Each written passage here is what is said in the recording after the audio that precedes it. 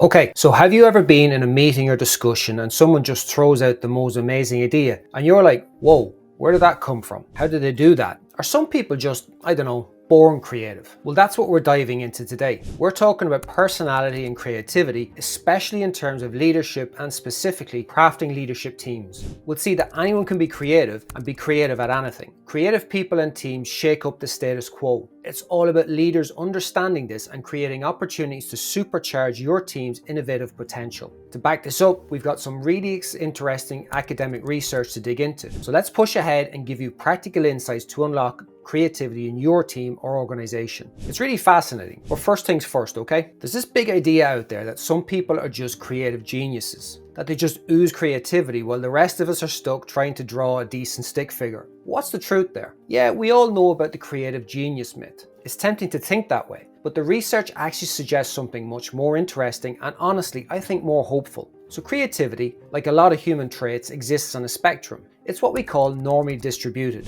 just like, height or intelligence. Most people are somewhere in the middle, and then you have fewer people at the extremes. So we all have some capacity for creative thinking, even if we're all not like Picasso. But the key is that creativity is like a muscle. It will grow and strengthen once it's exercised and nourished, just like your leadership. Everyone has those moments where they solve a problem a new way or come up with a new idea. And even if it's not going to change the world, it still feels creative. So I believe we all have this potential, but some people are just naturally better at tapping into it. And that's where personality comes into play. Research actually shows, and there's a direct link to this paper below in the show notes, that certain personality traits can be really strong indicators of someone's creative potential. So it's not just random. It's like who we are actually influences how creatively we think. And to really unpack this, we're going to talk about the Big Five model. Basically, it's a model that breaks our personalities down into 5 factors: core openness to experience, conscientiousness, extroversion, agreeableness, and neuroticism.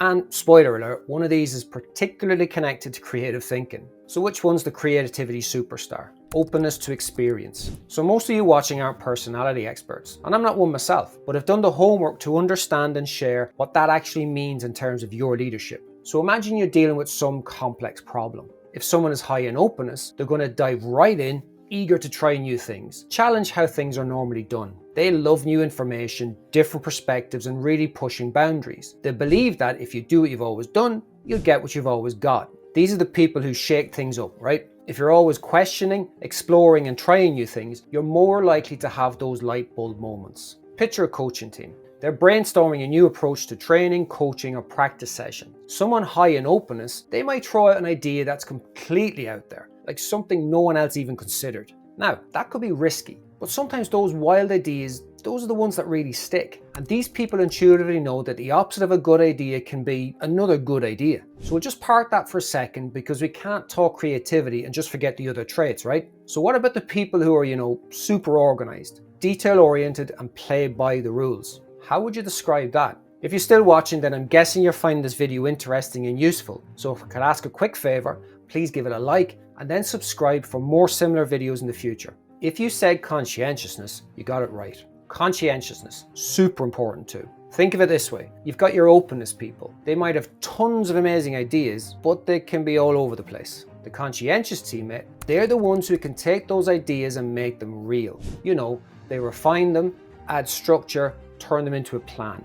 You with me? So in terms of leadership, imagine a chef, right? Super creative, comes up with the most amazing recipes. But maybe they're not so good at actually following the recipe and measuring everything out perfectly. You need that sous chef, the one who's all about precision to make sure that dish turns out as good as the chef imagined it. That's the balance we're talking about. You need both the big ideas and that meticulous execution to make the creative stuff actually happen. Am I making sense? It's about different strengths working together. So now, how about those social butterflies, the extroverts? Where do they fit into all of this? Extroversion. It's not just about being the life of the party, although extroverts can definitely bring some energy to a brainstorming session. And of course, some of your best ideas may come up when you're bouncing ideas off other people.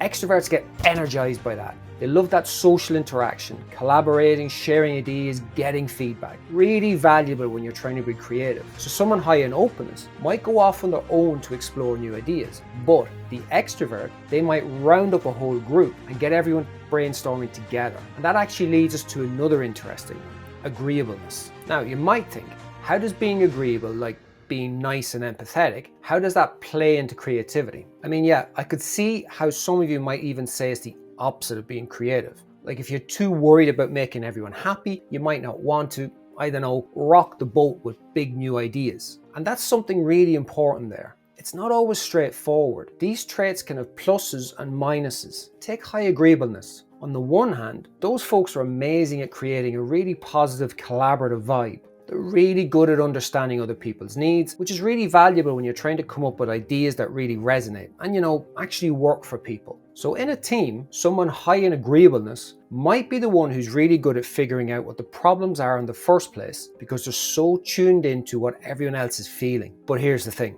And this is where it gets interesting. Imagine you're leading a team where everyone is super agreeable. You might have a hard time getting anyone to disagree, even when a little healthy debate could lead to a breakthrough. Do you see what I'm saying? Kind of like too much of a good thing. You need some of those people who are willing to stir the pot up a little bit. Again, it's that balance. We've been talking about it all episode, and it really is key when we think about building creative leadership teams. It's not about finding people who are all off the charts in one specific trait. It's about recognizing that each trait has its own strengths. So it's not just about finding a team full of creative types. It's more about embracing and blending all those different personalities and seeing how they work together. And it goes beyond just personality. You really want and need people from different backgrounds, different work styles, different experiences. And always remember that creative types can have unconventional ways of operating and behaving in the group environment. But hopefully this video has highlighted that when you have all those different perspectives in the mix and they are led and facilitated well, that's when the magic